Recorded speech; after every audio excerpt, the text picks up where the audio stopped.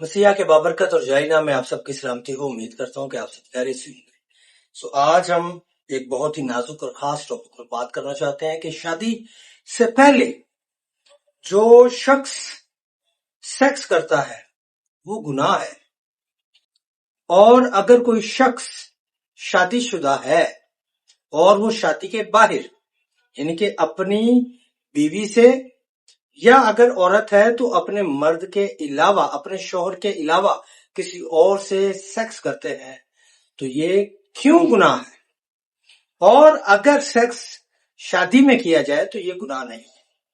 تو ان باتوں کو آج ہم ڈسکس کرنا چاہتے ہیں. میں چاہتا ہوں کہ جو لوگ ہمارے چینل پر نئے آتے ہیں کائنڈلی ہمارے چینل کو سبسکرائب کریں، لائک کریں اور ان ویڈیوز کے لنکس کو بہت سارے لوگوں تک شیئر کریں تاکہ ہم خدا کے کلام کو زیادہ سے زیادہ لوگوں تک پہنچانے والے. یہ ویڈیو تھوڑی سی لمبی ہو سکتی ہے لیکن یہ بہت ہی خاص ٹاپک ہے اور آج کی یہ ضرورت بھی ہے. میں چاہتا ہوں کہ اس ویڈیو کو پورا دیکھیں. اگر ہم کلام مقدس کی طرف دیکھیں تو پہلا تسلونیکیوں 4 باب اور اس کی 3 آیت ہے. کلام مقدس میں بہت ساری آیات ہو سکتی ہیں، کلام مقدس میں سے اس بارے میں اس ٹاپک پر بہت کچھ ہو سکتا ہے، لیکن آج ہم اس آیت مبارکہ سے سیکھنے کی کوشش کریں گے. یہاں پر کچھ یوں مرقوم ہے: چنانچہ خدا کی مرضی یہ ہے کہ تم پاک بنو، یعنی حرام کاری سے بچے رہو. خدا کے پاک کلام کے پڑھے اور سنے جانے کے وسیلے خدا ہم سب کو برکت دے. حرام کاری وہ گناہ ہے جو ایک مرد یا عورت ایک شادی میں رہتے ہوئے کسی اور مرد کے ساتھ یا کسی اور عورت کے ساتھ کرتے ہیں، وہ حرام کاری کا گناہ کہلاتا ہے. ہمارے استاد کہا کرتے تھے کہ زنا اور حرام کاری میں کیا فرق ہے.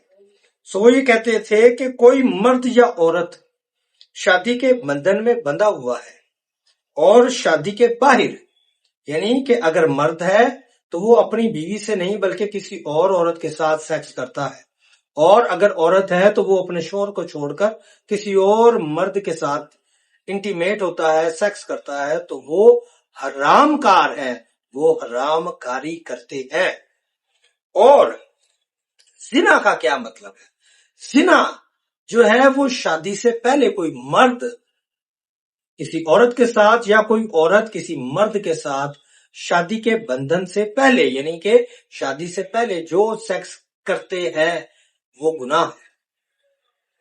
یہاں پر سوال پیدا ہوتا ہے کہ شادی میں یا شادی کے بعد مرد یا عورت جو شادی کے بندھن میں بندھے ہوئے ہوتے ہیں وہ جب سیکس کرتے ہیں تو وہ گناہ نہیں کہلاتا، لیکن جب شادی کے باہر ایسا کریں یا شادی سے پہلے سیکس کریں، انٹیمیٹ ہوں، تو وہ گناہ کیوں ہوتا ہے؟ آج ہم 3 یا 4 پوائنٹ پر بات کرنا چاہتے ہیں. پہلا پوائنٹ کیا ہے کہ کیوں یہ گناہ ہے اور کیوں خدا کی یہ مرضی ہے کہ ہم پاک بنے اور حرام کار نہ ہوں اور زانی نہ ہوں. نمبر 1، خدا نے ایک آدم اور ایک حوا بنائی تھی، اور خداوند نے ان کو برکت دی. جب ہم پیدائش کی کتاب اور اس کا پہلا باب اور اس کی 27ویں اور 28ویں آیت کا مطالعہ کرتے ہیں تو خداوند کا کلام کہتا ہے کہ انہیں نر اور ناری پیدا کیا گیا اور خدا نے ان کو برکت دی. اور برکت کیا تھی کہ پھلو اور پھڑو اور دنیا کو معمور اور محکوم کرو. یہ پہلی برکت تھی. سیکس جو ہے وہ خدا کی طرف سے پہلی برکت تھی، ایک آدم کے لیے اور ایک حوا کے لیے. اور یہاں پر ہم یہ بھی ڈیفائن کرتے چلے جائیں کہ جو ہے خدا نے ایک آدم بنایا تھا، ایک حوا بنائی تھی. خدا نے ایڈم اور ایو بنائی تھی، خدا نے ایڈم اور سٹیو نہیں بنائی تھی. جو گے میرجز کرتے ہیں آج، یہ ان کے لیے بھی ہے کہ خدا نے ایک آدم بنایا اور ایک حوا بنائی اور ان کو برکت دی. اور پہلی برکت یہ سیکس کی برکت تھی. اور اس لیے اگر انسان اپنی پسلی کو چھوڑ کر یا ایک پسلی اپنے اس بدن کو چھوڑ کر جس سے وہ نکالی گئی ہے اس کے علاوہ کسی کے ساتھ انٹیمیٹ ہوتی ہے، سیکس کرتی ہے، تو وہ گناہ ہے۔ نمبر 2، ابلیس اسی برکت کو لے کر لعنت میں تبدیل کر دیتا ہے۔ جب ایک عورت کسی مرد سے یا مرد کسی عورت سے رشتہ قائم کرتا ہے، شادی سے پہلے یا شادی ہوتے ہوئے بھی اپنے شوہر کو چھوڑ کر یا مرد اپنی بیوی کو چھوڑ کر کسی اور کے ساتھ انٹیمیٹ ہوتا ہے، سیکس کرتا ہے، رشتہ بناتا ہے، تو یہ فزیکلی، ایموشنلی اور مینٹلی جو ہے اس کے ساتھ جڑ جاتا ہے، یعنی کہ ایک مرد ایک عورت کے ساتھ جڑ جاتا ہے اور ایک عورت ایک مرد کے ساتھ فزیکلی، مینٹلی اور ایموشنلی جڑ جاتے ہیں، اور پھر وہ جو لعنتیں ایک مرد کے ساتھ ہے یا ایک عورت کے ساتھ ہے، وہ ساری بیڈ اسپرٹس اگر ایک مرد کے ساتھ ہے یا عورت کے ساتھ ہے، مرد اگر عورت کے ساتھ کرتا ہے تو وہ عورت کی ساری بیڈ اسپرٹس،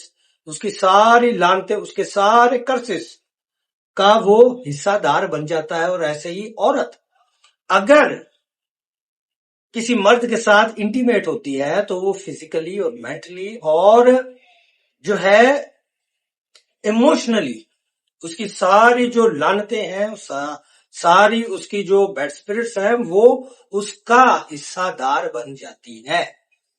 اور ابلیس کیا کرتا ہے کہ آہستہ آہستہ اس کو پھنساتا ہے اور پھر ساری زندگی کے لیے انہیں مینٹلی اور جو ہے ایموشنلی ٹارچر کرتا رہتا ہے اور ان کو اس بارے میں گلٹی قرار دیتا ہے، اور پھر جو ہے وہ ساری زندگی ان کو ٹارچر کرتا رہتا ہے، شرمندہ کرتا رہتا ہے۔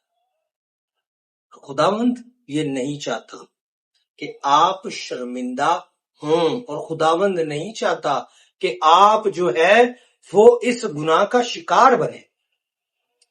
نمبر 3، خدا نے زنا یا حرام کاری کو گناہ کیوں ٹھہرایا؟ یہ واحد گناہ ہے جو ہمارے بدن کے ساتھ اٹیچ ہے۔